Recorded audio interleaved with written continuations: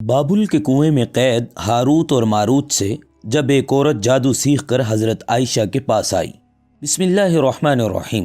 السلام علیکم پیارے دوستو، دنیا کے خوفناک ترین جادوگروں کا پراسرار شہر بابل، جہاں دو فرشتے ہاروت اور ماروت آزمائش کے لیے بھیجے گئے تھے۔ دوستو، آج کا یہ واقعہ قرآن کریم کی سورہ بقرہ کی آیت نمبر 102 میں بیان ہوا ہے، بلکہ ہاروت اور ماروت کا تذکرہ قرآن پاک کے علاوہ تورات، انجیل اور دنیا کی کئی مذہبی کتابوں میں بھی ملتا ہے۔ اسی حوالے سے آج کی اس ویڈیو میں آپ ہاروت اور ماروت کا مکمل قصہ جانیں گے۔ یہ دو فرشتے کیسے ایک عورت کے عشق میں مبتلا ہوئے اور ان دو فرشتوں نے عورت کو کون سا اسم اعظم سکھایا، اور یہ بھی آپ کو بتائیں گے بابل شہر کی تباہی کیوں ہوئی، کون سا جادو کیا گیا، بابل شہر کے لوگ ہم جنس پرستی کی محفلیں سجانے پر کیوں مجبور ہوئے۔ دوستو، ہاروت اور ماروت کا یہ قصہ تفسیر عزیزی میں یوں بیان ہوا ہے کہ حضرت ادریس علیہ السلام کے زمانے میں لوگ بہت بدعمل ہو گئے تھے، اور فرشتوں نے بارگاہ الہی میں عرض کیا، انسان بہت بدکار ہے، یہ تیری خلافت کے لائق نہیں ہے، اس لیے انسان کو منصب خلافت سے ہٹا دیا جائے۔ اللہ پاک کا ارشاد ہوا، انسان میں غصہ اور شہوت ہے جس کی وجہ سے وہ زیادہ گناہ کرتا ہے، اگر یہ چیزیں فرشتوں کو دے دی جائیں تو وہ بھی گناہ گار ہو جائیں گے۔ فرشتوں نے کہا، ہم تو کبھی بھی گناہ کے قریب نہیں جائیں گے، خواہ کتنا ہی غصہ اور شہوت کیوں نہ ہو۔ اللہ کا حکم ہوا، اچھا تم فرشتے اپنی جماعت میں سے کوئی سے دو فرشتے چن لو جو تمہارے خیال میں سب سے زیادہ پرہیزگار ہوں، پھر انہیں غصہ اور شہوت دے کر دنیا میں بھیجا جائے گا تاکہ انہیں آزمایا جا سکے۔ لہٰذا ہاروت اور ماروت جو بہت پرہیزگار فرشتے تھے منتخب ہوئے اور انہیں غصہ اور شہوت دے کر شہر بابل میں اتار دیا گیا، اور کہا گیا، تم دونوں قاضی بن کر لوگوں کے درمیان فیصلے کیا کرو اور شام کو اسم اعظم کے ذریعے واپس آسمان پر آ جایا کرو۔ یہ دونوں قریب 1 ماہ اسی طرح آتے جاتے رہے۔ اس عرصے میں ان کے عدل و انصاف کا چرچا عام ہو گیا اور بہت سے مقدمے ان کے پاس آنا شروع ہو گئے۔ ایک روز ملک فارس کی ایک حسین و جمیل عورت زہرا نامی اپنے شوہر کے خلاف مقدمہ لے کر آئی۔ اب ہاروت اور ماروت اسے دیکھتے ہی اس پر عاشق ہو گئے اور اس کے ساتھ بدعملی کی خواہش کی۔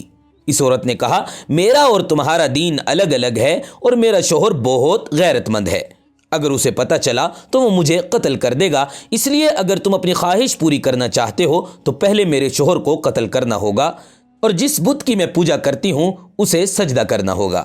اس عورت کی شرائط سن کر دونوں نے انکار کر دیا۔ وہ عورت تو واپس چلی گئی، لیکن ان دونوں کے دل میں عشق کی آگ بھڑک اٹھی۔ کچھ روز تو ان فرشتوں نے برداشت کیا، لیکن ایک روز مجبور ہو کر اس عورت کو ملاقات کے لیے پیغام بھجوایا۔ اس نے فوراً ان دونوں کو ملنے کے لیے بلوا لیا۔ جب یہ دونوں وہاں پہنچے، وہ خوب بناؤ سنگھار کر کے بیٹھی تھی۔ اس نے کہا، مجھے پتہ چلا ہے تم دونوں اسم اعظم جانتے ہو، تم دونوں اپنی خواہش کے حصول کے لیے یا تو مجھے اسم اعظم بتا دو یا پھر اس بت کو سجدہ کرو یا میرے شوہر کو قتل کرو اور شراب پی لو۔ دونوں فرشتوں نے سوچا، اسم اعظم تو اسرار الہی ہے، اسے فاش نہیں کیا جا سکتا، اسی طرح بت کو سجدہ کرنا یا کسی کو قتل کرنا بھی گناہ کبیرہ ہے، اس لیے چلو شراب پی لیتے ہیں، یہ ذرا آسان ہے۔ جب وہ دونوں شراب پی کر مست ہو گئے تو اس عورت نے ان دونوں سے بت کو سجدہ بھی کروایا، اپنے شوہر کو قتل بھی کروا لیا اور اسم اعظم بھی معلوم کر کے صورت بدل کر آسمان پر جا پہنچی، اور حق تعالیٰ نے اس کی روح کو زہرا ستارے سے متصل کر دیا۔ دوسری جانب جب ہاروت اور ماروت کو ہوش آیا تو وہ دونوں اسم اعظم بھول چکے تھے اور اپنے کیے پر انتہائی نادم اور شرمندہ تھے۔ حق تعالیٰ نے فرشتوں سے فرمایا، انسان میری تجلی سے دور رہتا ہے، لیکن یہ دونوں تو ہر روز شام بارگاہ الہی میں حاضر ہوتے تھے، پھر بھی شہوت سے مغلوب ہو کر گناہ کر بیٹھے، تو اگر انسان سے گناہ سرزد ہوتا ہے تو اس میں کیا تعجب کی بات ہے۔ یہ سن کر تمام فرشتوں نے اپنی خطا کا اقرار کیا اور انسانوں پر لعن طعن کرنے کی بجائے ان کے لیے دعائے مغفرت کرنے لگے، کیونکہ اللہ تعالیٰ کے حجاب میں ہونے کے باوجود اس کی عبادت کرتے ہیں، لیکن یہ نفسانی خواہشات ہیں جن کے سبب ان سے گناہ سرزد ہو جاتے ہیں، اور جو نیک لوگ اپنی تمام زندگی اللہ کے راستے پہ گزار دیتے ہیں، ان کا اللہ تعالیٰ کے نزدیک بہت بلند مقام ہے، فرشتوں سے بھی بلند تر۔ بہرحال دوستو، اس کے بعد ہاروت اور ماروت حضرت ادریس علیہ السلام کی خدمت میں پیش ہوئے اور اللہ کے حضور معافی کی درخواست کی۔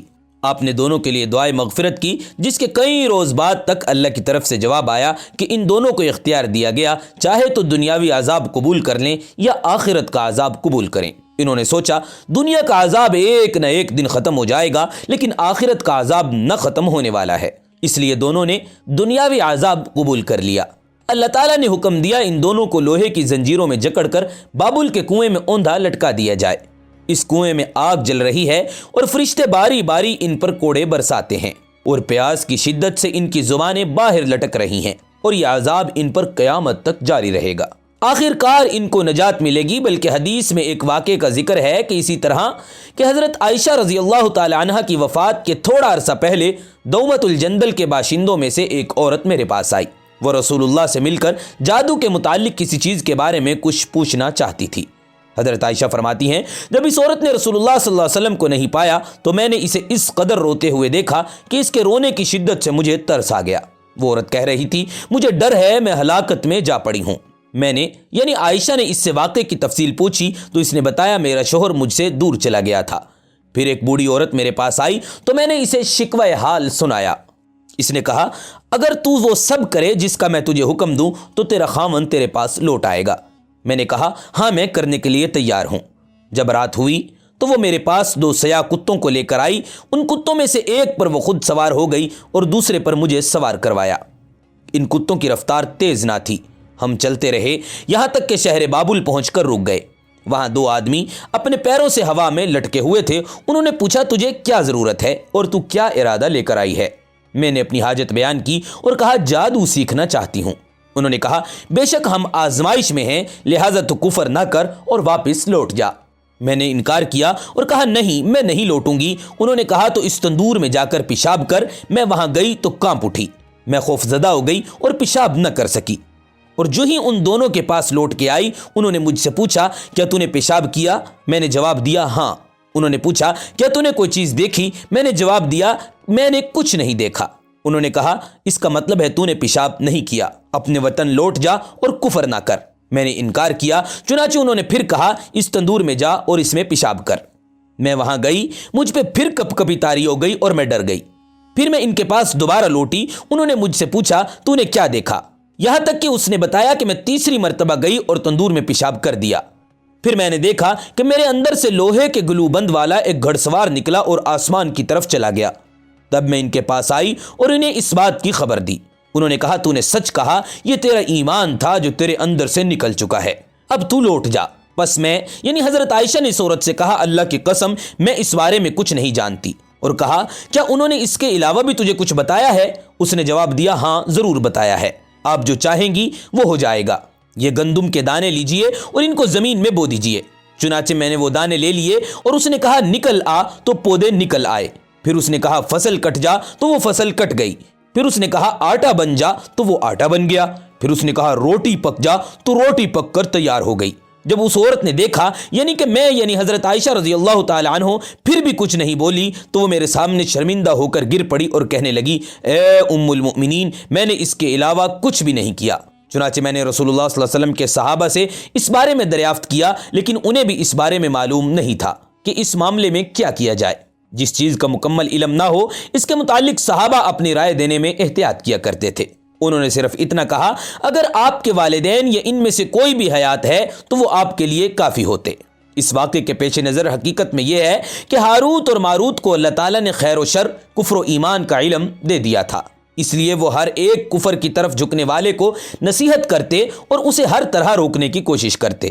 جب وہ نہ مانتا تو وہ اسے مخصوص کلمات کہہ دیتے جن کے ذریعے اس کا نور ایمان چلا جاتا اور وہ ایمان سے ہاتھ دھو بیٹھتا اور وہ اسے جادو سکھا دیتے۔ یہی اس عورت کے ساتھ ہوا۔ دوستو، قرآن کریم میں ہاروت و ماروت کا قصہ پہلے سپارے کی سورہ بقرہ کے اندر یوں منقول ہوا ہے کہ وہ یہودی ان خرابات کے پیچھے لگ گئے تھے جو سلیمان علیہ السلام کے عہد میں شیاطین کیا کرتے تھے، اور سلیمان نے ہرگز کفر کی بات نہیں کی بلکہ شیطان ہی کفر کیا کرتے تھے کہ لوگوں کو جادو سکھاتے تھے، اور ان کے علم کے پیچھے لوگ لگ چکے تھے جو شہر بابل میں 2 فرشتے یعنی ہاروت اور ماروت پر اترا تھا، اور وہ دونوں کسی کو کچھ نہیں سکھاتے تھے جب تک کہ یہ نہ کہہ دیتے کہ ہم آزمائش کا ذریعہ ہیں، لہذا تم نافرمانی میں نہ پڑو۔ غرض لوگ ان سے ایسا علم سیکھتے جن کے ذریعے میاں بیوی میں جدائی ڈال دی جاتی۔ قرآن کریم کے مطابق سلیمان علیہ السلام کو جو معجزات عطا کیے تھے وہ حکمت الہی کے مطابق ایسے عطا ہوئے تھے جو جادوگروں اور جادو کی دسترس سے باہر تھے۔ مثلا اللہ تعالیٰ نے تمام سرکش جنود کو آپ کے لیے مسخر کر دیا تھا، اور سلیمان علیہ السلام ان جنوں سے سخت مشقت والا کام لیتے تھے۔ ہوائیں آپ کے لیے مسخر تھی جو آن کی آن میں آپ کا تخت مہینوں کی مسافت پر لے جایا کرتی تھی۔ آپ پرندوں کی بولی سمجھتے تھے اور پرندے بھی آپ کی بات سمجھتے تھے۔ جب سلیمان علیہ السلام فوت ہوئے تو ان شیاطین یہودیوں نے کہا سیدنا سلیمان علیہ السلام تو یہ سب کچھ جادو کے زیر اثر کرتے تھے، اور اس کی دلیل یہ پیش کی سلیمان کے دفتر میں جادو کی بے شمار کتابیں موجود ہیں۔ گویا جو کام سلیمان علیہ السلام نے اس فتنے کے سبدباب کے لیے کیا تھا، ان یہودیوں نے اسی فتنے کو سلطنت کی بنیاد قرار دے کر ان پہ ایک گندا الزام عائد کر دیا۔ اس مقام پر اللہ تعالیٰ نے اس الزام کی تردید کرتے ہوئے فرمایا یہ کفر کا کام سلیمان نہیں بلکہ ان شیاطین جنوں کا ہے جنہوں نے یہود کو مدد فراہم کی اور یہی جادو سکھاتے تھے۔ دوستو، جادو اور عملیات کے ذریعے اپنے اہداف اور کامیابی حاصل کرنے کے معاملے میں بنی اسرائیل کی یہود قوم ہمیشہ سر فہرست رہی ہے، بلکہ تاریخ میں سب سے زیادہ جادو کے ذریعے کام لینے اور ان کی شیطانی قوتوں پر یقین رکھنے والی یہی قوم ہے۔ لہذا سلیمان علیہ السلام کے اوپر جادو کو روکنے کے لیے اس اقدام کے بعد اللہ تعالیٰ نے یہود کی ایک دوسری طریقے سے آزمائش فرمائی، اور وہ یہ تھی کہ بابل شہر میں جہاں آج کل کوفہ ہے، دو فرشتے ہاروت اور ماروت کو پیروں فقیروں کے بھیس میں نازل فرمایا، اور اس آزمائش سے مقصد یہ تھا کہ آیا ابھی تک یہود کے اذہان سے جادو ٹونے کی عقیدت نکلی ہے یا نہیں نکلی۔ جب یہودیوں کو ان پیروں فقیروں کی بابل میں آمد کا علم ہوا تو فوراً ان کی طرف رجوع کرنے لگے۔ ان دو فرشتوں کو یہ حکم دیا گیا اگر تمہارے پاس کوئی شخص یہ ٹوٹکا سیکھنے آئے تو پہلے اس کو اچھی طرح خبر کر دینا کہ یہ جادو کا کام ہے اور کفر کا کام ہے، اور ہم محض تمہارے امتحان کے لیے آئے ہیں، لہذا تم اس کام کے ارتکاب سے باز رہو۔ پھر بھی اگر کوئی سیکھنے پر اصرار کرے تو اسے سکھا دینا۔ چنانچہ جو لوگ بھی ان کے پاس جادو سیکھنے آتے، فرشتے ان کو پہلے پوری طرح تنبیہ کرتے کہ یہ کام تمہارے سیکھنے کا نہیں، یہ خدا تعالیٰ کے سامنے کفر کا ارتکاب ہے۔ لیکن یہ یہودی اپنی شریعت کے مطابق اور فطری جبلت کے گندا ہونے کی وجہ سے اس جادو کو سیکھنے پہ اصرار کرتے، اور حتیٰ کہ یہ جادو سیکھ کر ہر وہ کفریہ کام کرتے جس کو اللہ تعالیٰ نے منع فرمایا تھا۔ اور ناظرین، آپ کو یہ معلوم ہو کر حیرانی ہوگی کہ یہود فطرتاً بدبخت قوم ہیں۔ انہوں نے ہر دور میں اللہ اور اس کے رسول کو ستایا ہے اور تقریباً 1 لاکھ کے قریب انبیاء کو شہید کیا ہے۔ تاریخ شاہد ہے اہل بابل کی تباہی ان کا وہ غیر فطری جنسی عمل تھا جسے انہوں نے اپنے مذہب کی اسناد کے ساتھ قائم کر رکھا تھا۔ اہل بابل کے مذہب میں مرد اور عورت کا جنسی ملاپ، گلی گلی میں فحاشی کے مظاہرے، ہم جنس پرستی اور شہوانیت کا یہ عالم تھا کہ لوگ خاص مواقع پر سرعام بستری کرنا ثواب سمجھتے تھے۔ طوائفیں، قصبیاں، قصدیاں اور پیاریاں شہر میں بھاری تعداد میں موجود تھی۔ اہل بابل آئے روز جنسی تہوار مناتے تھے اور رقاصائیں اور قصبیاں بتوں کے آگے برہنہ رقص کرتی تھی۔ عظیم الہیت پتھر اور پتل کے بت ان کے دیوتا تھے۔ یہ دیوتا اپنے سائے میں اپنے چاہنے والے نوجوانوں کا جنسی ملاپ اور ہم بستری کا تماشا دیکھتے تھے۔ بابل کو تصورات نے مملکتوں کی خاتون، شہروں کی دلہن، فاحشہ اقوام، قصبیوں کا ملک، دیوتاؤں کی محبوبہ کے القاب سے نوازا ہے۔ بابل کے لوگ دن بھر اپنی داشتاؤں کو لے کر ساتھ گھومتے اور جب دل چاہتا سرے بازار بوس و کنار کرتے اور سرے بازار برہنہ ہم جنس پرستی کرتے۔ بابل میں ایک بہت بڑا بازار لگتا تھا جسے بازار عیش و عشرت کہا جاتا تھا، جہاں جوان عورتیں مردوں کو زبردستی پکڑ کر اپنی جوان جسم کا نذرانہ پیش کرتی۔ مشہور مورخ اسٹرابرو کے بقول بابل شہر میں 40,000 عورتیں جسم فروشی کے پیشے سے وابستہ تھی۔ گھریلو عورتیں بھی اپنے خامن سے ہٹ کر غیر مردوں سے جنسی تعلق قائم کرنا مذہبی فریضہ سمجھتی تھی۔ بتوں کے سامنے کمواری ننگی لڑکیوں کا رقص ان کے مذہب کا حصہ تھا، اور انہی کمواری دوشیزاؤں کی پہلی دفعہ ہم بستری بھی دیوتاؤں کے سامنے سرعام کروائی جاتی تھی۔ اور یوں ان کا عقیدہ تھا کہ کمواریوں کی دوشیزائی لٹتے دیکھنا دیوتا خوشی محسوس کرتے ہیں۔ اکثر دیوی دیوتاؤں کے بت برہنہ ہوتے اور ان کے جنسی اعضاء صاف نظر آ رہے ہوتے تھے۔ بابل میں جگہ جگہ نیلام گھر تھے جہاں کنیزوں اور لونڈیوں کو فروخت کیا جاتا تھا۔ عام عورتیں 2 نام استعمال کرتی تھی، ایک گھریلو نام اور دوسرا بازاری نام۔ دوسرے نام میں جنسی کشش ہوتی تھی، مثلاً پیغام محبت، نرم و گداز، رس بھری جیسے پرکشش نام۔ دوستو، بابل کے لوگ معبودان باطل کے پرستار تھے۔ ان کے خیال میں یہ معبود آسمان کی فضاؤں میں رہتے تھے۔ یہ لوگ اپنی قسمت کا تعلق ان سے سمجھتے تھے، اس لیے وہ نجوم شناسی میں بڑے ماہر تھے۔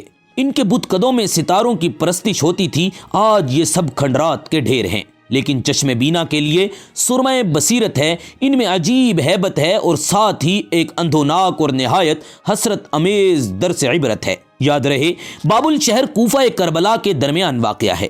نقشے کے مطابق یہ کوفہ سے 50 کلومیٹر دور، اور اس زمانے میں جادوگر اس بابل شہر کو خدائی کا دعوے دار فرعون کا پرستار سمجھتے تھے اور لوگ جادوگروں میں خدائی طاقتیں مانتے تھے۔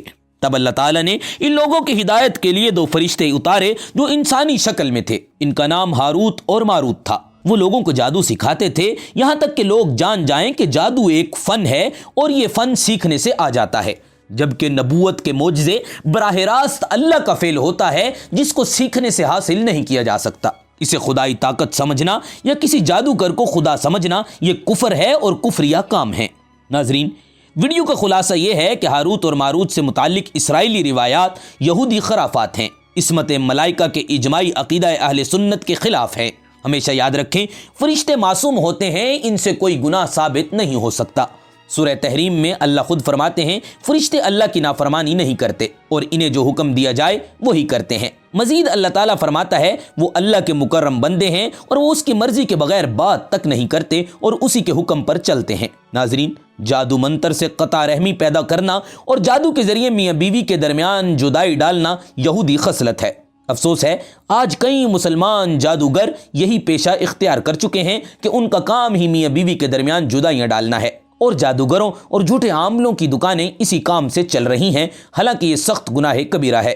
حضرت جابر رضی اللہ تعالیٰ عنہ سے مروی ہے شیطان اعظم روزانہ اپنا دربار لگاتا ہے، جو شیطان جتنا فتنہ پیدا کر کے آئے وہ اسی قدر اس کا مقرب ہوتا ہے، اور سب سے مقرب اس کے ہاں وہ ہوتا ہے جو میاں بیوی کے درمیان جدائی ڈال کے آتا ہے، کیونکہ اس سے بڑا کوئی فتنہ نہیں۔ ناظرین، جادو میں تاثیر ہے تو قرآنی تعویذات میں کیوں نہیں؟ یعنی اگر برے کام میں یہ تاثیر ہے تو اللہ کے کلام میں کس قدر اچھی تاثیر ہوگی۔ اللہ تعالیٰ فرماتا ہے ہم قرآن میں وہ اتارتے ہیں جو مومنوں کے لیے شفا ہے۔ قرآنی تعویذات سے احادیث بھری پڑی ہیں۔ حضرت ابو سعید خدری رضی اللہ تعالی عنہ سے مروی ہے صحابہ رضوان اللہ علیہم اجمعین ایک بستی کے قریب سے گزرے، بستی والوں نے ان کی ضیافت نہ کی اور ان کے سردار کو کسی چیز نے ڈس لیا۔ انہوں نے صحابہ سے کہا تم میں کوئی دم کرنے والا ہے؟ ایک صحابی نے کہا ہاں، مگر جب تک تم ہمیں معاوضہ نہ دو گے ہم دم نہیں کریں گے۔ انہوں نے کچھ بکریاں دینے کا وعدہ کیا۔ اس صحابی نے سورہ فاتحہ پڑھ کر اس شخص کے زہر آلود جگہ پر دم کر دیا، جس کے ذریعے وہ شخص فوراً تندرست ہو گیا۔ صحابہ اکرام نے وہ بکریاں لے کر رسول اللہ صلی اللہ علیہ وسلم کے پاس تشریف آوری ہوئی۔ آپ صلی اللہ علیہ وسلم مسکرا پڑے اور فرمایا ان میں میرا حصہ بھی رکھو۔ اور ابو داؤد میں ہے صحابی بن صحابی حضرت عبداللہ بن عمر اپنے گھر اگر کوئی بیمار ہوتا تو اسے معوذتین کے ذریعے دم کرتے، اگر کوئی چھوٹا بچہ بیمار ہوتا تو یہ صورتیں سورہ فلق اور سورہ ناس لکھ کر اس کے گلے میں ڈال دیتے تھے۔ یہاں یہ بھی واضح رہے سورہ فلق اور سورہ ناس جو اس وقت نازل ہوئی تھی کہ جب لبید بن عاصم یہودی اور اس کی بیٹیوں نے رسول اللہ صلی اللہ علیہ وسلم پر جادو کیا تھا، اور رسول اللہ کے جسم مبارک اور اعضائے ظاہرہ پر اس کا اثر ظاہر ہوا تھا، قلب و عقل اور اعتقاد پر اس کا کچھ اثر نہ ہو سکا۔ چند روز کے بعد جبرائیل آئے، انہوں نے رسول اللہ صلی اللہ علیہ وسلم سے عرض کیا ایک یہودی نے آپ پر جادو کیا ہے اور جادو کا جو سامان ہے وہ فلاں کنویں میں ایک پتھر کے نیچے داب دیا ہے۔ حضور سید عالم صلی اللہ علیہ وسلم نے حضرت علی المرتضیٰ رضی اللہ عنہ کو بھیجا، انہوں نے کنویں کا پانی نکالنے کے بعد پتھر اٹھایا، اس کے نیچے سے کھجور کے گھابے کی تھیلی برآمد ہوئی، اس میں حضور اکرم صلی اللہ علیہ وسلم کے موئے مبارک جو کنگھی سے برآمد ہوئے تھے اور رسول اللہ صلی اللہ علیہ وسلم کی کنگھی کے چند دندانے اور ایک ڈورا یا کمان کا چلہ جس میں 11 گرہیں تھی اور ایک موم کا پتلا جس میں 11 سوئیاں چبھی تھی، یہ سب سامان ایک پتھر کے نیچے سے نکلا اور حضور کی خدمت میں حاضر کیا گیا۔ اللہ تعالیٰ نے یہ دونوں صورتیں نازل فرمائی اور ان دونوں صورتوں میں 11 آیتیں، 5 سورہ فلق میں ہر ایک آیت پڑھنے کے ساتھ ایک گرہ کھلتی جاتی تھی، یہاں تک کہ سب گرہیں کھل گئی۔ رسول اللہ صلی اللہ علیہ وسلم بالکل تندرست ہو گئے۔ دوستو، سورہ فلق میں مخلوقات کے شر سے اللہ کی پناہ طلب کی گئی ہے اور اس پناہ کی طلب کی گئی ہے جو اندھیری رات سے، جادو سے، چغلی کرنے والے سے اور حاسدین کے شر سے بچائے۔